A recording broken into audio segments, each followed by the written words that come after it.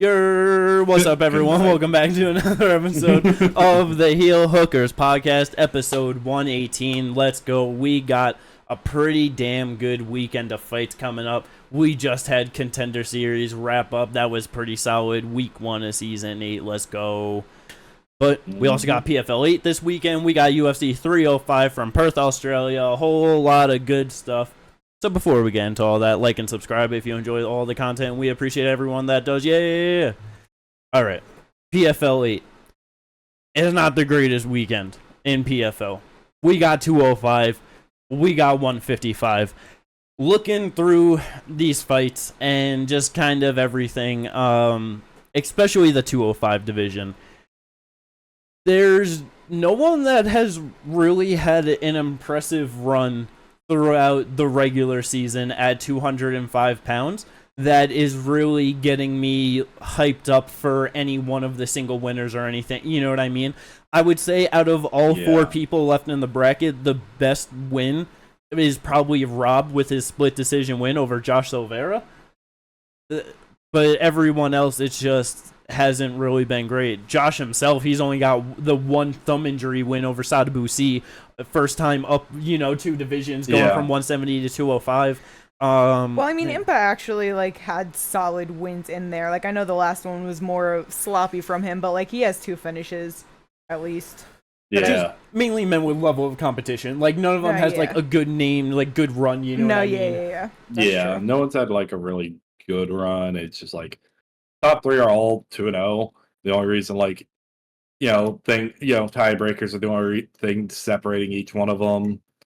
I'm not excited for Impa versus Josh that much. That's the main event of that fight card, a rematch. They fought for the championship last year, 205 pounds. Impa easily won that fight over 5 rounds. Now it's only a 3-round fight in a rematch. Josh coming off of a loss to Rob. I feel like Impa's going to win this so much easier than the first one. Yeah. I feel the same way.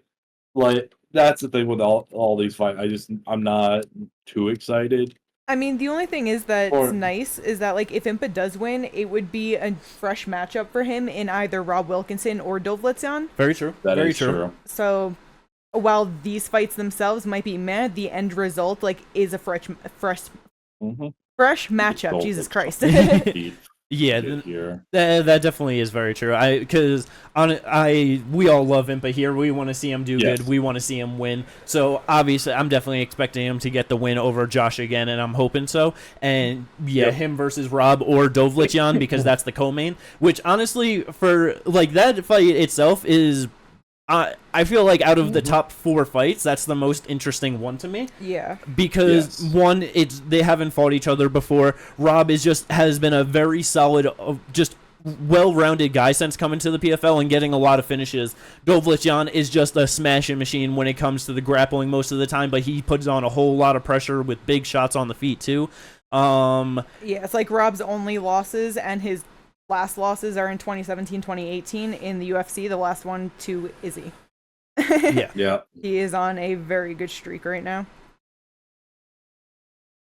So I do think that Rob is going to be a very tough test for Dovletyan in the stand-up, and I think that if Dovletyan's able to push the grappling and get a pace going, he might be able to put it on Rob and get it done over. He might be able to find his way into a finish, but unless shit gets crazy first round between these two and they're kind of just swinging and banging going for that finish, I feel like this one's going to go all 3 rounds. It could. But we'll see how that one plays out. 205 is definitely not the most exciting, but like I said before, winner of that one versus potentially Impa, that should be a very solid fight for $1 million check. Let's go. Yep. 155 pounds, lightweight division. It has not been doing great this year for the PFL. We got Godzi Rabanov taking on Michael Dufort. What was it? I think Don Maj pulled out, right? So, yes. No. They don't even have. I could have sworn that. Okay, maybe.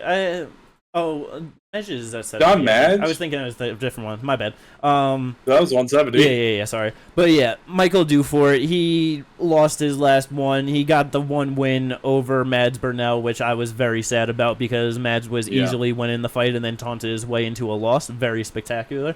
Yep. Godzi by submission or decision, probably. Yeah. More than likely, and then like the other tournament fight is Brent Primus versus Clay Collard, and unless Clay Collard can knock out Brent, it's gonna be a wrestle fucking decision. Yeah, Unfortunately. Yeah, and I hate that because I really love Clay. But he do be getting wrestle fucked. He do. Like just being realistic, like that's more likely. If Brent is smart, that's what he's gonna do. Like he's coming off of the UD loss to Mads Burnell. Why he lost? Yeah, I'm just gonna very much hope that because Brent Primus, he won his last one, but boy, he was getting rocked and hurt at the start of every round. He was getting touched. I forgot about that. It was. I'm just hoping that Clay saw that and he's just like, I just gotta start fast as fuck against this guy. He just goes out there just ripping just some uppercuts, some hooks, just trying to throw some uppercuts to the body, so if he does shoot on takedown, he's at least somewhat prepared to try and defend it, keep it on the feet, to throw some more shots. Bro, Clay could get a first-round knockout over Brent Primus here, find himself in a championship bout. Yeah. You can. I would love that. But then I would like it, but then it's just like kind of simple, where it's like, they asked fight Godzilla. Hey. We'll get to that when the time comes. For now, let's get Clay one step closer to $1 million. You know what I mean? I'm down. I'm just saying. That's kind of like, out of the frying pan into the fire type of situation for him, no matter what way you look at it. Oh, yeah. So. Yeah. So we'll see how that plays out. Other than that, quick little mentions on this PFL card. Biagio Ali Walsh is making he's having his second pro fight. He was supposed to be fighting some guy that was 4-0, so that was actually pretty solid. He pulled out fighting a debuting guy now, so that's kind of like, not too great. Yeah, debuting guy is, what was it?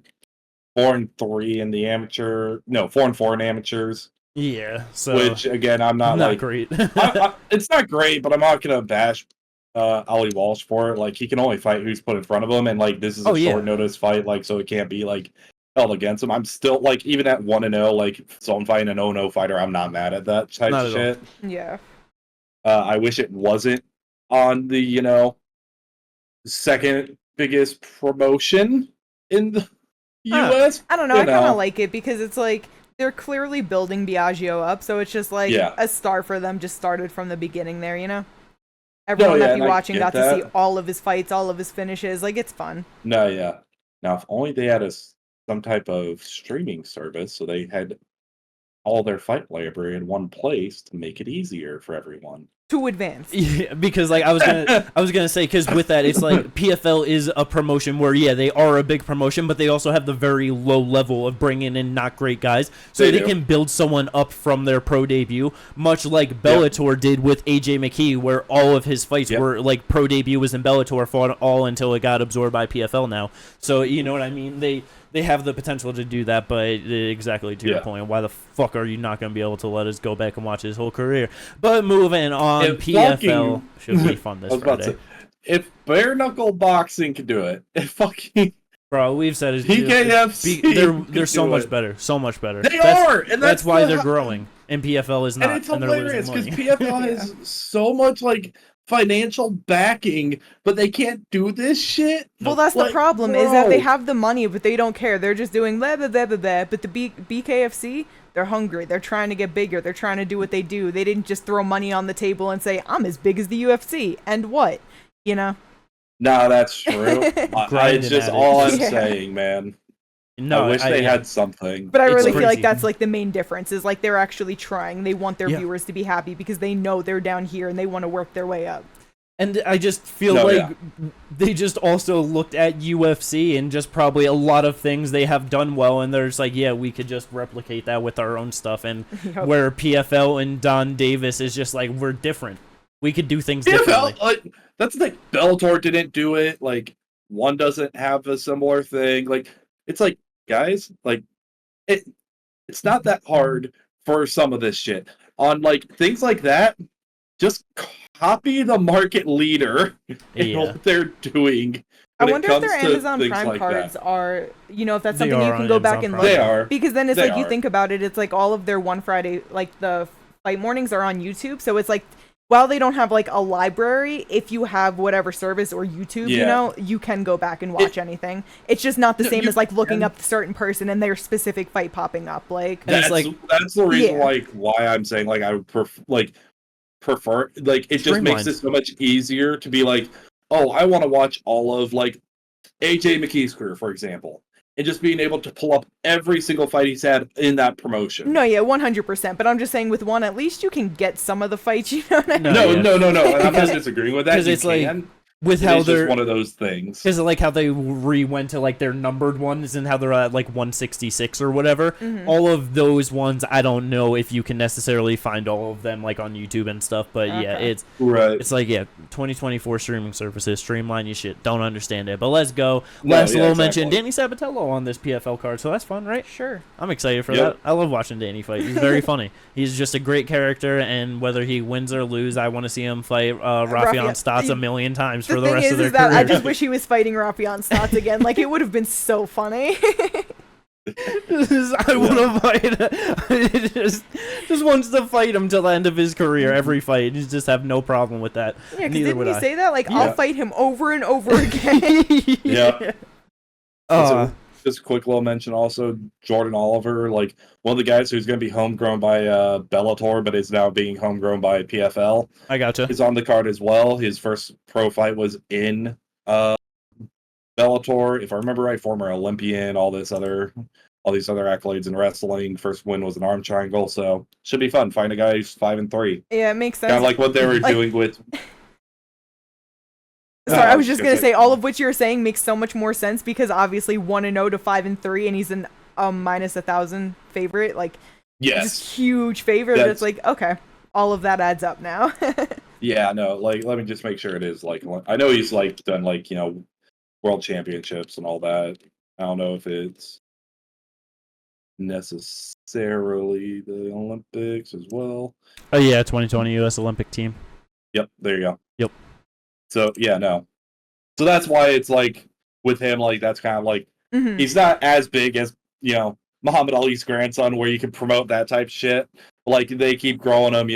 We have our Olympic, our Olympic guy. Like how Strikeforce had DC or UFC had Henry. No, yeah, it's Henry just a great, Kayla now, it's just a great accolade to have just for someone coming in for sure. 100%. So he should be fun to watch. Like that should be a fun one. He should probably win this by sub relatively easily. I wouldn't be surprised.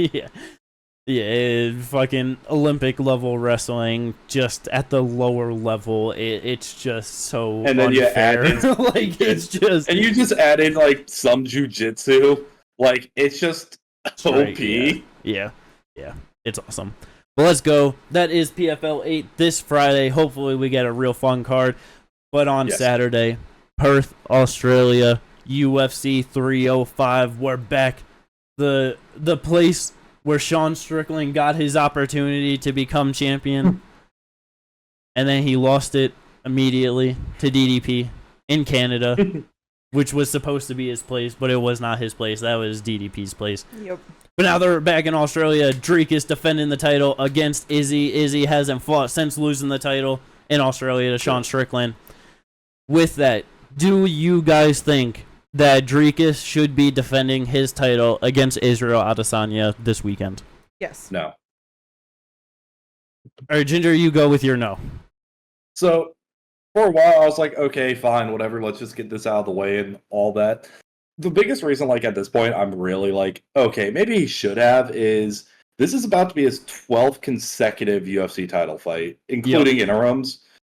That puts him with GSP, who would have had almost all his defenses in there after he won the interim and then reclaimed it from Matt Serra. Yep. All of Amanda Nunes' title fights, all of DJ's title fights, and then John Jones, who I don't think should have had 16 consecutive title fights, but that's just me. But I mean, well, what I else is he supposed to be doing other than title fights? No, I get it. Like on that front, but like with Izzy, it's just like there were fights that you could have probably done to get in between for him to fight for the title and actually feel like it means something. Like the biggest reason, like for a lot of people, like they've been like, this doesn't feel like it's an Izzy Dricus fight week because like Dricus, got his win via split decision that a lot of people thought Strickland won.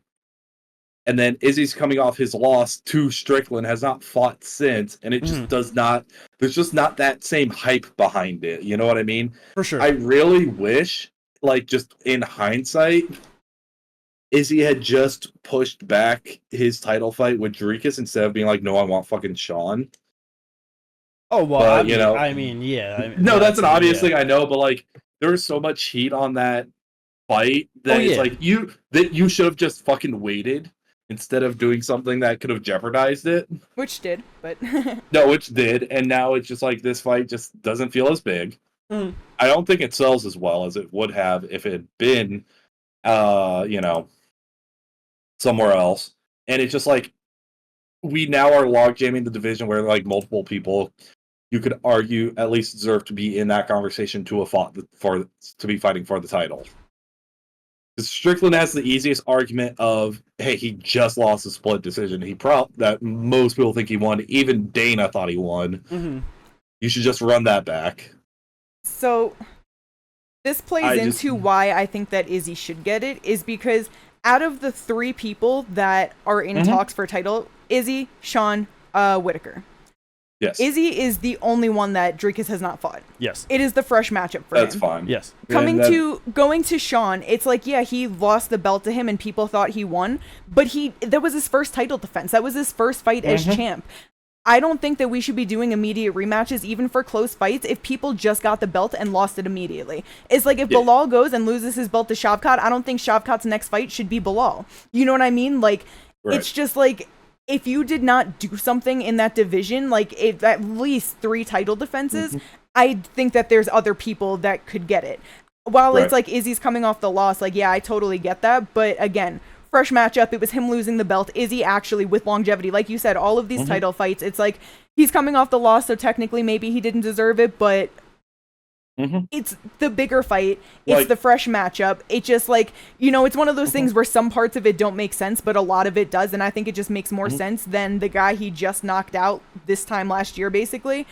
Or the guy that he just beat 6 months ago. Again, like I know it's a close fight, but it's like, bro, let him get a fresh matchup. Let him just let's make it. I know it was a year ago where all of that was heated up, but I personally didn't lose interest in the fight.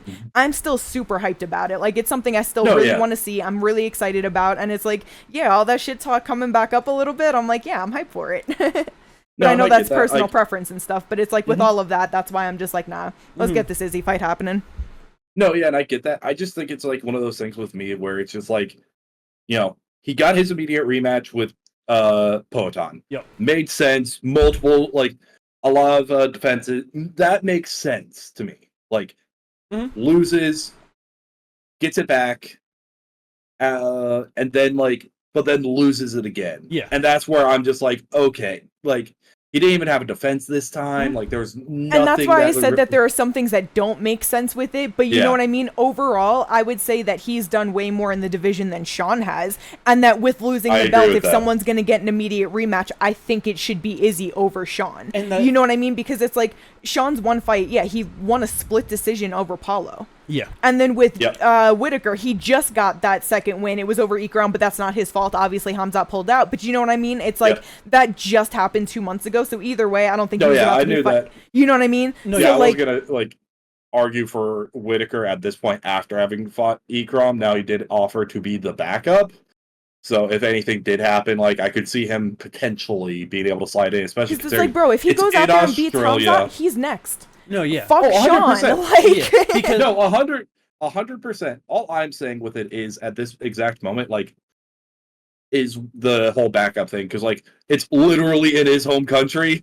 He would not have any like the only problem at this point is if they did not say anything to him would be the weight.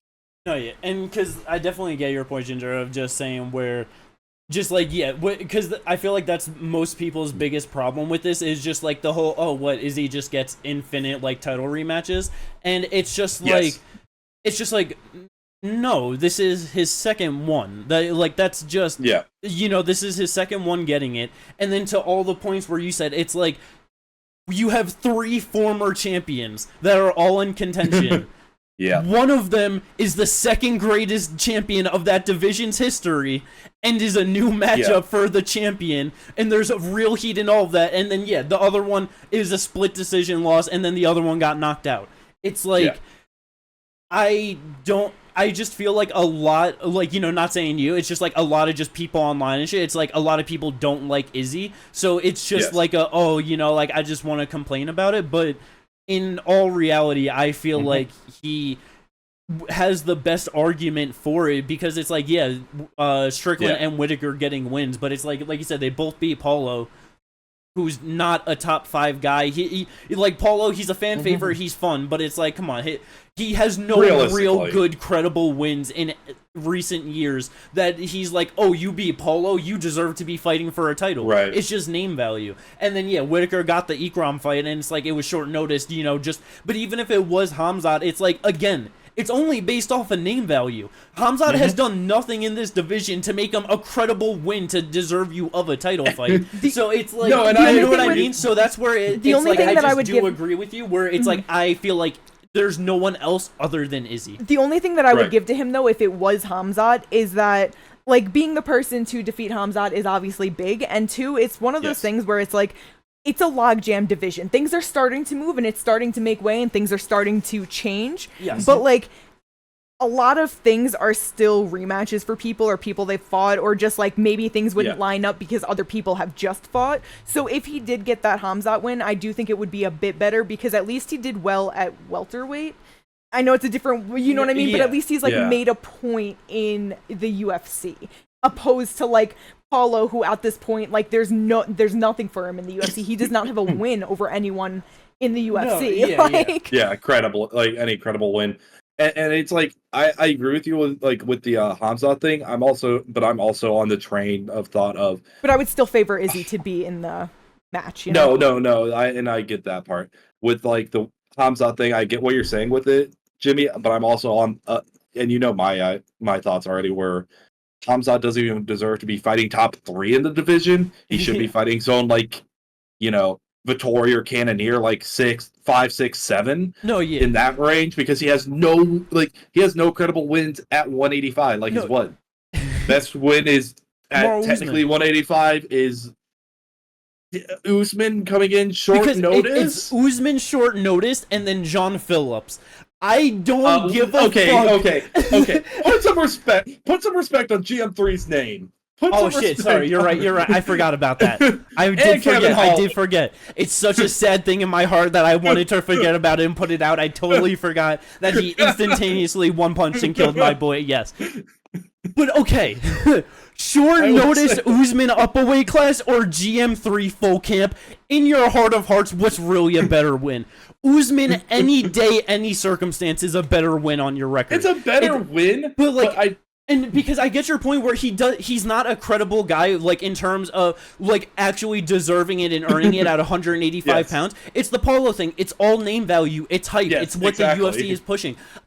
Me, personally, I'm fine with that. I love it. I want to see Hamzat fight a Whittaker or something. I don't give a fuck to see him fight Jack Hermanson and then fight fucking Brendan Allen and then fight, like, fuck all of that. Put him against Whittaker. He wins to the fucking moon. That's it. He loses. Who gives a fuck? His first pro loss is to Robert Whittaker. Now you give him Jack Hermanson. Make him look good. We get hyped again. I'm totally fine with that. No, but and it's I get that. But that's why I'm also like... To just say that, like, that's where, for me, it's like... Whittaker beating Hamzat, that's just as good as beating fucking Jack Della Maddalena, in my opinion, because they both beat Gilbert Burns and Jack finished him, so they're just as credible as a win at 185 pounds. You know what I mean? Like, it's. I'm just saying that it would have been a better win than Ikram. Oh yeah, and like sure, it would have for been sure. like more 100% arguable, on and that that's Oh, all yeah, that yeah, I yeah, brought yeah. up with that. Like, Oh yeah, and I'm just like, No. just even more to the point of like, even if Whitaker did get it, where it's like compared to Izzy and what he's done, it's like, and that's Yeah. why I was saying that like Yeah. I would still prefer Izzy in that fight for Yeah. all of those No, reasons. yeah. It's like Hamzat would just give him that extra like, tiny bit of, I you think know. if he beat personally, it's so much hype. if he again, did. and you guys know me, I'm a huge Whitaker fan. So like personally, if it was Hamza instead of Ikram after fucking the Izzy fight, whoever won, Izzy or Dricus, I feel like Whitaker would have gotten the fight. Well, yeah, because that's like to my point of saying that it's like the hype and everything behind Hamzat. If Whitaker beats him, fuck everyone in the division or anything. The only way he does not get an immediate title shot for the undisputed title is if Izzy beats Dricus and then he instantly goes up to fight Poatan at 205. Yeah. Because that's why Poatan hasn't gotten a fight booked, because they're waiting to see what happens. I know the UFC wants to go to that, so They 100%. Dana did say, because somebody asked him like who was going to be like, you know, fighting the winner of Dricus and Izzy, and he answered with, well, Sean is number 1, so Sean would be the first person to get it. So we'll have to see how that plays out, if he was just talking out his ass or whatever, but yeah. that's so crazy. I don't know, man. It's Dana though. Like Dana says things, and it's either and you know, you just kind of gotta take it with a grain of salt. Like that. That's the idea right now. Let's see what happens if Izzy goes out there and does what he did to Whitaker in the first fight against Dricus, knocks him out in this, basically almost knocks him out in the first round, then knocks him out actually in the second round. Then let's see what he's actually saying. You know what I mean? Especially if Izzy calls out like fucking Poatan. Yeah, bro. Yeah, like that's if Izzy. And so it's like with that to the actual fight itself, Dricus defending against Izzy. We've been talking so much. I completely forgot we didn't even talk about the fight yet. It's fine. There's so much to it, though. It's middleweight. It's Izzy. It's big stars. It's big things. But to the fight itself... Hold on, wait. I'm sorry. Yes. Before we even get to that, we could have never talked about it like this if it wasn't Izzy. If this was Sean or Whitaker, we would have already been into, like, potentially the featured bout right now. Yeah. You're not wrong, like especially like with the like it's a bigger fight. The problem is we brought up Sean and Whitaker, then we brought up Hamza, and it just became a whole thing. And it's like with the fight, like it being a bigger fight, like you both are for sure right. Like it is still the biggest fight out of the 3, but it is also not as big as if Izzy just fought him when he was supposed to. 100%. Like, last year, like you know, this time last year, Bro, that whole fucking, like, stare down and everything that they had, like, in the cage and that whole interaction. Like, bro, that was... I wish you would have said it. Bro, it would have been incredible. Oh, my fucking God. Like, bro, there's no way the UFC would have let Sean Strickland step in if he said it. You know what I mean? If he said it... Not a chance in this hell. fight already happened. We're on to something else. Like, it's... like, that is a fact. That is a fact. You cannot lose that heat. We might have actually gotten Strickland versus fucking Whitaker if that had happened. But now we have Strickland no idea if would that never fight's been the even champ happen. potentially. Yeah. But yeah, but with the fight itself, Dricus coming in as the champ is one of those things. What was it, Teddy Atlas that said you get 30% better when you win the title. You know what I mean? Yep. I know that's boxing, but hey, that's just a confidence thing. It's one of those things where just you believe in yourself throughout your whole run. You consistently do it, and then you get there. It's like just an extra level of motivation and just everything. It's a confidence thing, but also like for a lot of boxers and a lot of people in general, like your purse just got bigger. You got paid a shit ton more than you did in your last fight. Yep. You're able to hire better nutritionists. You're able to get better training partners, things like that, because everyone wants to also train with you. Yeah. Even if they're not in that weight class, because you're a champ. Yeah. You're the best. Yeah. I want to see what I can do when I train with you. No, exactly. And so I wonder how DDP is going to come in with just that mindset, all that extra behind him. Mm-hmm. He's been saying in the lead up that he doesn't give a fuck about the belt. It's about the head. He's just trying to come back and get this win. I genuinely believe him when he says that, because it's like you said, this is his 12th consecutive title fight. What more accolades? I mean, it's like, he can be a 3-time champion in the division. Like, that's just another accolade that he could get. But it's like, That's not going to put him above Anderson Silva in the division. He's like, still going to be thing. number 2. There's nothing more he could really do to become the greatest of all time in this division, I feel like. Yeah, because, like, also, like, to Chael's point, to be a 3-time champion, that means you have to lose the belt twice. Yeah. And that's kind of a problem. Like, if it's, like, a vacation because you got stripped because of some bullshit outside it's a one thing, like, where it's like, okay, whatever. But it's like, when you're, like, actually losing the belt in actual fights, like, it's like, yeah, you can't, because, like, 3-time champ doesn't really mean it. The only accolade that really even matters at this point for Israel Adesanya is double champ. That is the only accolade that would actually improve his legacy a lot more than what it currently is. Exactly. Every, like, a title win here and then maybe like another 1 or 2 defenses will do a little bit, just money, but it's not gonna. Yeah, it's not gonna push him forward. Like, at this point, everything he does at middleweight is just gravy. Yeah. Like, I know nobody really looks at it this way because, like, obviously it's like, yeah, to become a 3-time champ, you have to lose the belt twice, like you said.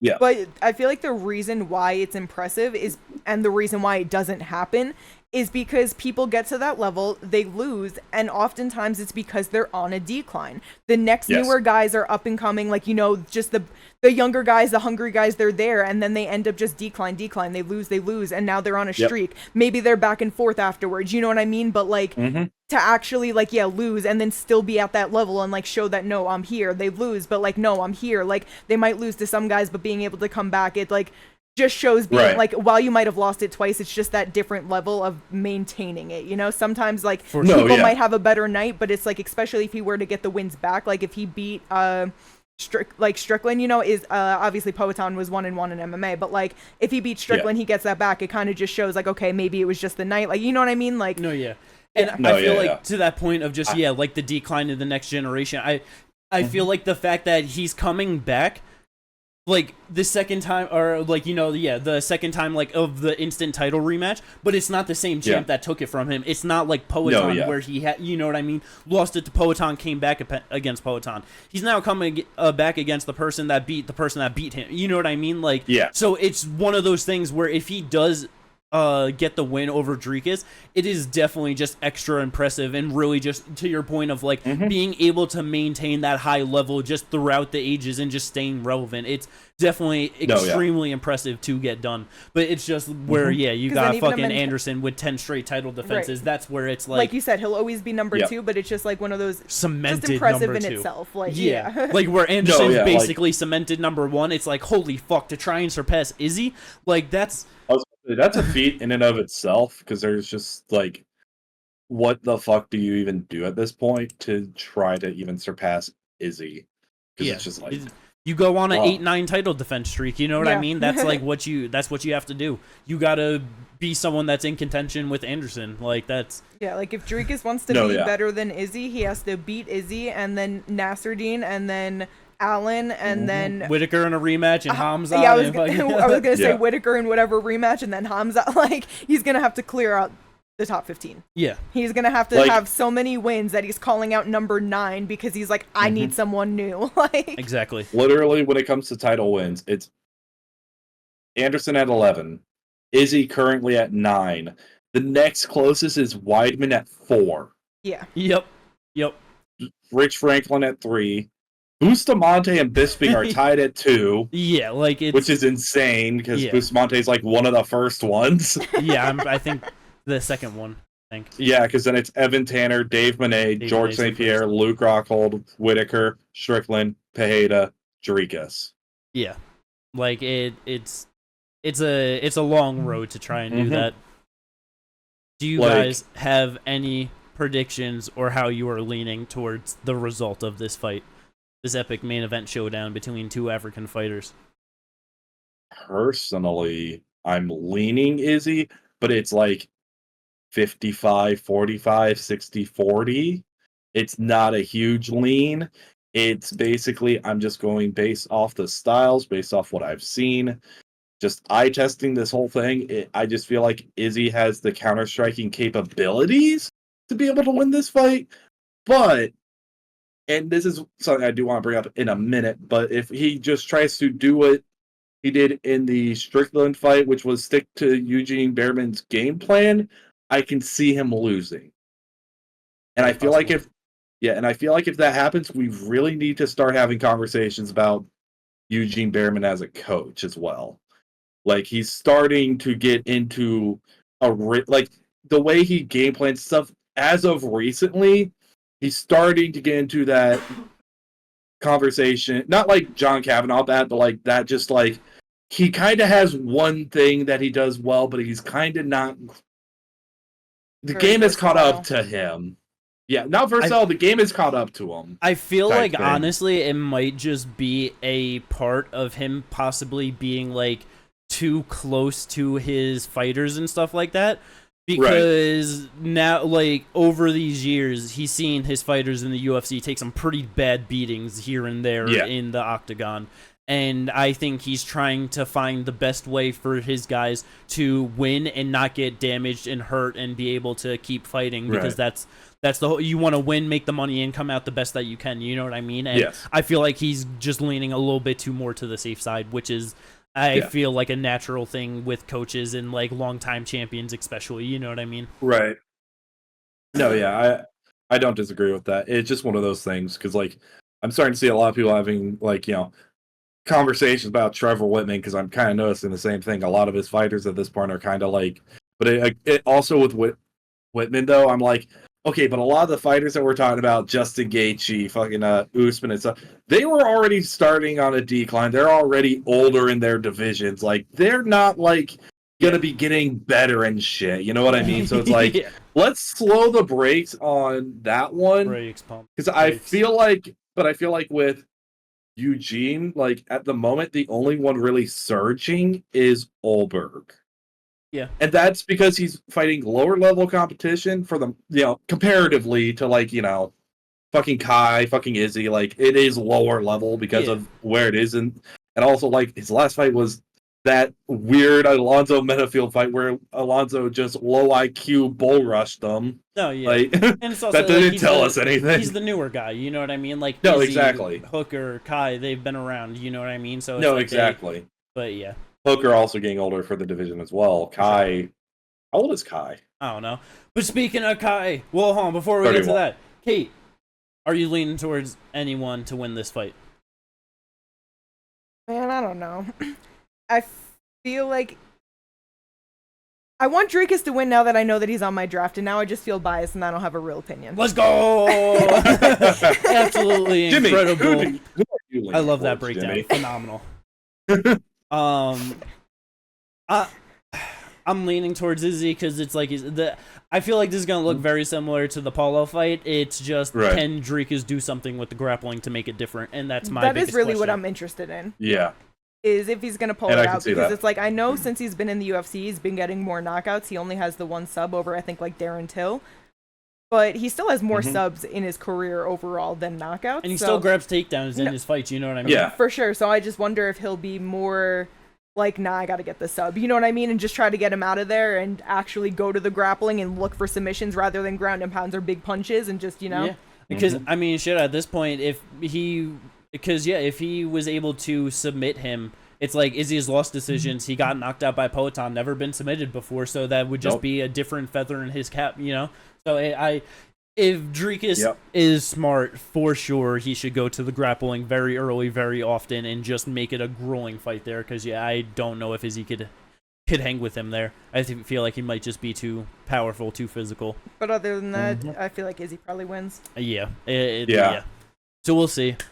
I'm very excited. A great fight in the middleweight division. Should be a whole lot of fun. This co-main event going from big boys to small boys. 125, the flyweight division.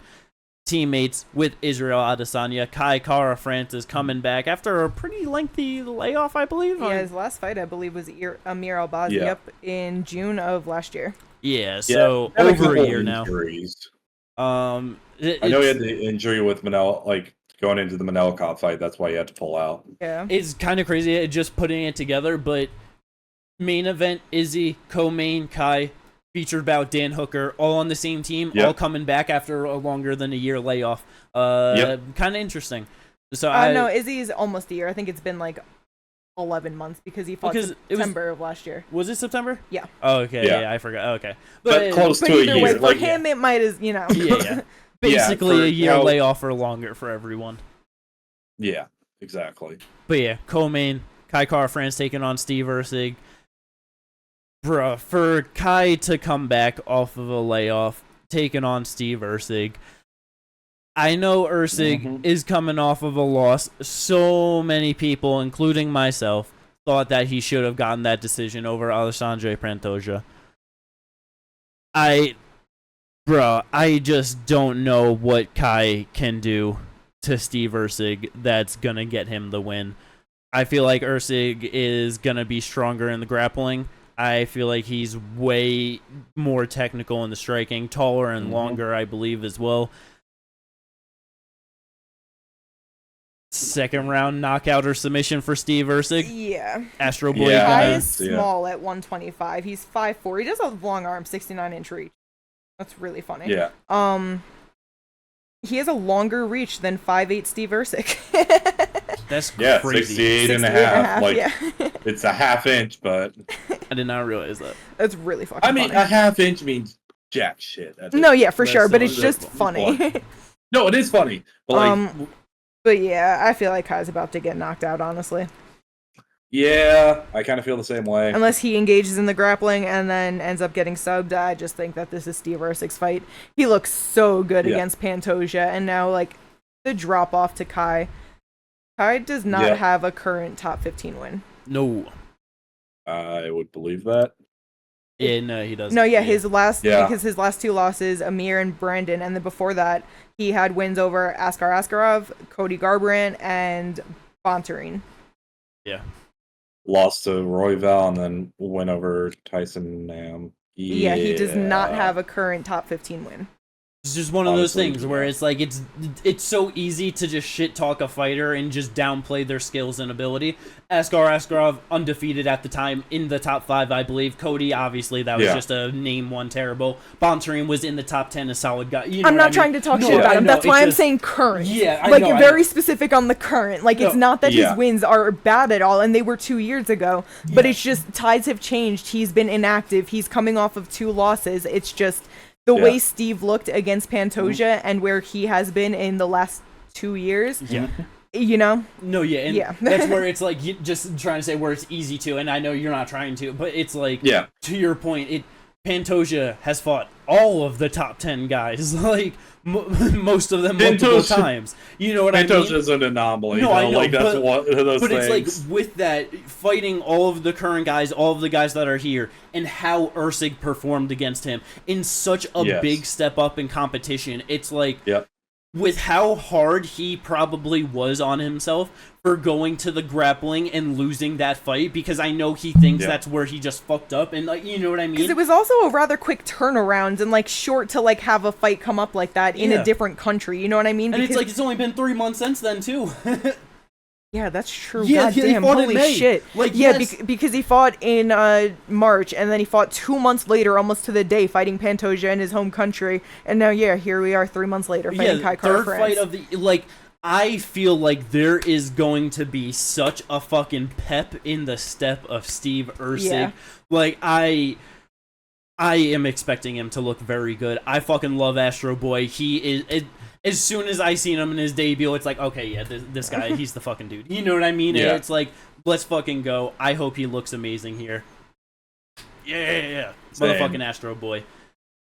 And going to the third teammate of Eugene Behrman's team, Dan Hooker.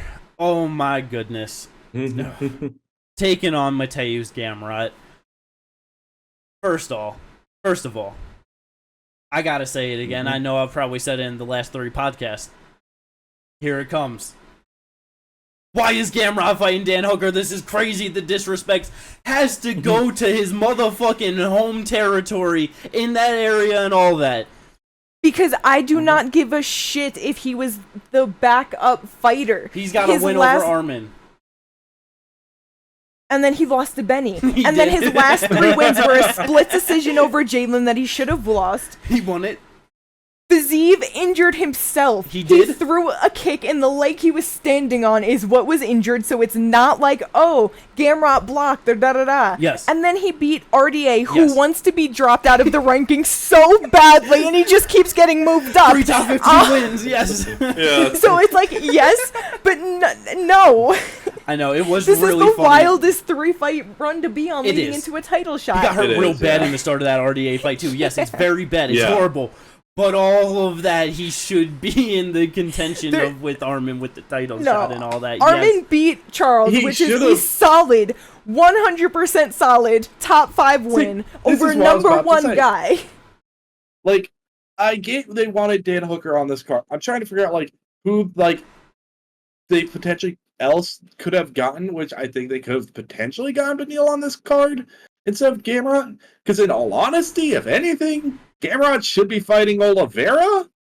Yes, and it's like, bruh, it's Dan Hooker. You don't need him to fight anyone with a number next to his name. Just put him in there against someone, and everyone's going to be happy. No, yeah. Fan-friendly style. This is not the person. This is terrible. Yeah. I honestly do think that this is probably, like, I know, like, because you said it, it's like, there's probably, Gamrot wants to be active, Oliveira doesn't want the fight, you know what I mean? So it's like, this is who they could get him against. Dan Hooker is obviously going to say yes. But it's like, with how bad he got hurt in the start of the RDA fight, you think the UFC is like, yo, we could get Dan Hooker back in the top 5 with this win here if he knocks out Gamrot, like, he's right there. He's right there. The problem with it is, Dan Hooker doesn't have the best takedown defense. No, he doesn't. And but at least that he's got is a Gamrot's game. But he's got submissions, and he can knock them out. But it's also, like, because, like, I'm just trying to think about it. Okay. The last actual wrestler that he fought was Islam Makhachev. He had, that was during lockdowns, where his grappling training for that fight was the unanimous decision win that he had, what was it, a month before against Nasrat Haqparast. Like, that was his grappling training for Islam. And it's Islam, you know what I mean? Yeah. Claudio Puelles, he couldn't take him down for shit. I know this is a very different level than Gamrot, but it's like, he couldn't do anything against him. He has not fought a real wrestler in, like, you know, that we could just have a good sense of his takedown defense and all of that in a long-ass time. This man brought up Claudio Puelles as an argument.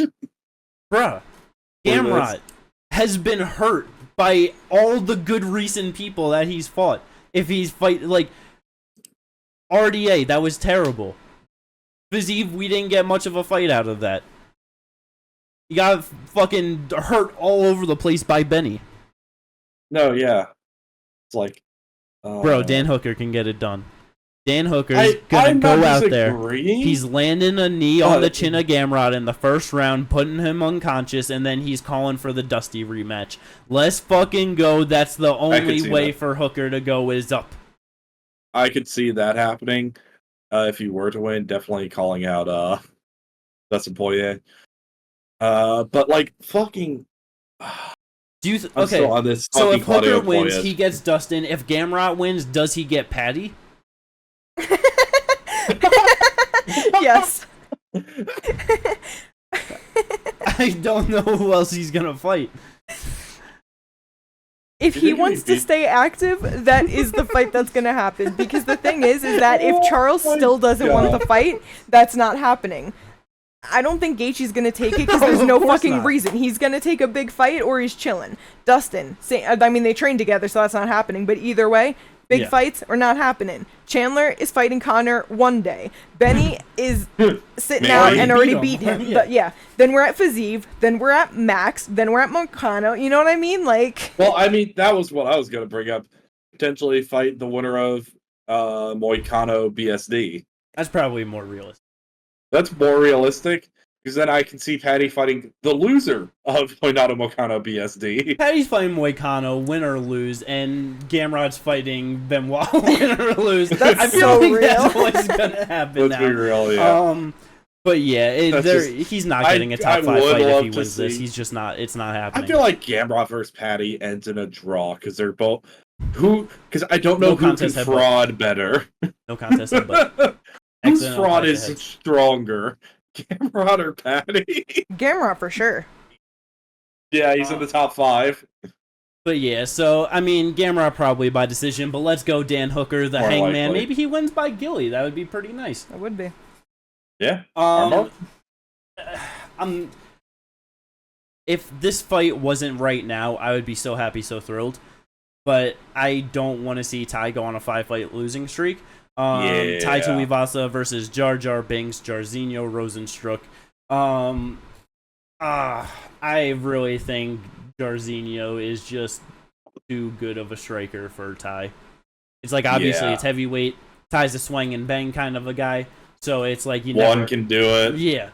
But Jairzinho... That inside leg kick on Francis, as Jairzinho was getting knocked out. It was so nice with the attempts, But he still got knocked out. That's the thing with Jairzinho, man. It's like, I can see Tai being able to land, but at the same time, I can see Jairzinho throwing a counter and just fucking Tai up with it. Yeah.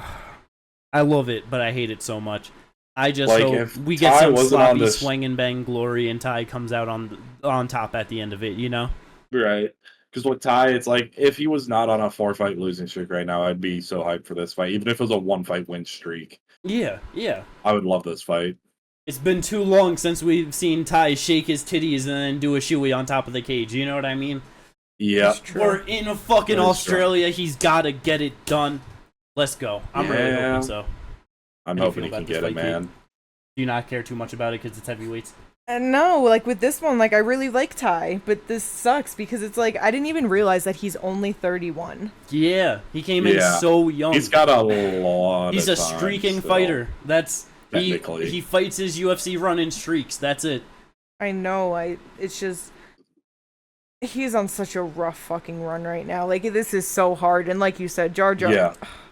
I don't want to see him get knocked out, man. I know, but it's like 3-fight win streak, 3-fight lose streak, 5-fight win streak, 5-fight lose streak. The one thing I'll give to him though is at least he got knocked out by Cyril Gane and Pavlovich, but then he got subbed by Volkov and Tybura, so at least he hasn't been knocked out in his last 2 losses. Yeah, I'm pretty sure he got touched up by Volkov before getting subbed though, but it was second round, but like also at the same time, like how long has it been since that fight? No, yeah. So maybe he can get it done. It's just that Jar Jar's only been knocked out twice. Yeah, by Francis and Volkov. Volkov, okay. Went to decision with Gane, Blades, and got subbed by Gilton. Which, to be fair, went 5 with fucking Overeem too. Yeah. Handily losing that fight. So it's just, it's rough. I don't know. Rough. It is rough. I just hope Tai can win. That's all. Yeah. In any fashion, I really hope Tai gets it done. So I was sad about that. I'm so sad. Oh, so motherfucking sad about this. The last fight on the main card. The motherfucking Leech, he is back. And he's taking on Carlos Prats. And I'm just like, God fucking damn it, man. The Leech is getting knocked out so bad in this one. Bro, he's never been knocked out before. I know he hasn't, but I just wholeheartedly believe Prats is getting it done by knockout. Maybe it'll be like a Radke thing, like he did in his last one, and a knee to the body, I'd be technically okay with a knockout, That's but we might not have to see him go to sleep. I would be very much okay with that. I hope so. No, I could see that happening. It's just like Carlos Prats is so good. Li Jingliang, he's 36. He's like been streaky in his last 5? Yeah. Last 6. Win, loss, win, loss, win, loss. I don't know. I really don't know. It's like I know Press trains in Australia too. I know he was talking about that, and maybe I think he trains in Brazil. His kid's in Australia. That's what it is. He trains in Brazil. Yeah. So I know he was just saying that he was very happy being able to fight in Australia for this one. So it's like one of those things too. Fucking going there, seeing his fucking kid. I'm sure he's just probably an extra happy fight week in camp and all that. You know what I mean? So I'm expecting Prats to look good. Like, Prats is, 19-6, 14 KO TKOs, 3 knockouts, only 2 decisions. Like, I just have a strong feeling it's going to be a KO TKO. Yeah. But that is the main card, the pay-per-view portion, UFC 305. Very excited. Should be a whole lot of fun fights. The prelims, how you motherfuckers feeling about these? What's fucking tingling you, getting you all excited and happy for this? So with these fights, a lot of them, it's like there is no name value to these prelims, essentially. I said essentially. But really there's not. But there's a lot of like fun fights on here, you know? Justin Taffa and Walter Walker, you're telling me a battle of the little brothers. No name value? Junior Taffa, not Justin. Yeah, Junior Taffa, sorry. Don't disrespect my boy. Anyway, I'm not excited. Like, I am excited for that fight because I think it's going to be so bad, it's going to be laughable. Yeah, 100%. But I'm not, like, excited, like, woo, good fight. No, it's a time to laugh. Yes, 100%. I had to bring it up so fucking bad. I had to bring it up. That's all. But I think that Tom Nolan and Alex Reyes is going to be a really good fight. Yeah. Tom Nolan is kill or be killed. So, yep. And so is Alex Reyes, honestly. Yeah, he I honestly... 1 decision loss, 4 submission wins, 9 KOs, 3 KO losses. Beautiful. Yeah. So that's a first round finish? He's 0-2 in the UFC, and he's been knocked out in both of them. Nice. First round both of them. 2017 by Mike Perry, and then last year by Charlie Campbell. Damn. Yeah, he's getting knocked the fuck out in the first round. That's why I was like, when you said that, I'm like, I'm not sure that's going to be a fun fight. I feel like that's going to be a... brutal finish. About a minute and a half of okay, well, either way, I love those. So, like, I know it's a non-fight, okay? It's going to be a great non-fight. How about that? A great performance. I think it's like Tom Nolan is chinny as shit. He's so chinny, so bro. It's like Alex Reyes has had a layoff. Yeah, exactly. But they both can knock people out, so it's such a killer be killed. It's going to be fun. It's going to be great. I hope we get the best version of it, where it's not just first person touch and die, you know what I mean? We just get a 3-round sloppy banger and then someone finally dies? Not even that, but it's just like, someone gets touched, they go down, they're back up, other person gets, you know what I mean? It's just like, however back and forth long it lasts, but yeah, it's just fun before. It's not just instant, you know? Tom Nolan's 6'3", 73-inch reach, Alex Reyes 5'11", with also a 73-inch reach somehow. Nice. So yeah, that should be good. Ginger, anything sticking out to you on the prelims that you want to bring up? You kind of brought up both the ones I was kind of looking at as like one being just a good performance, I feel like, and the other one being just potentially just like so bad it's good.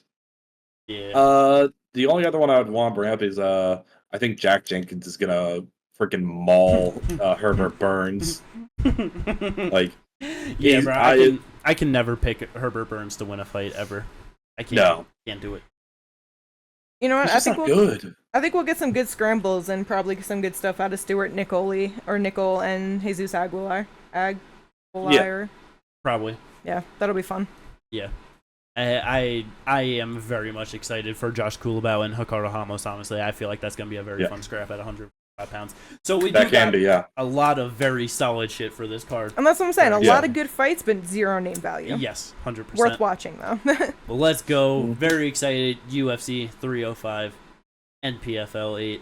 The draft. We got a big pay-per-view, but Kate's got DDP and I got Ursig. That's all we got. Very short on that.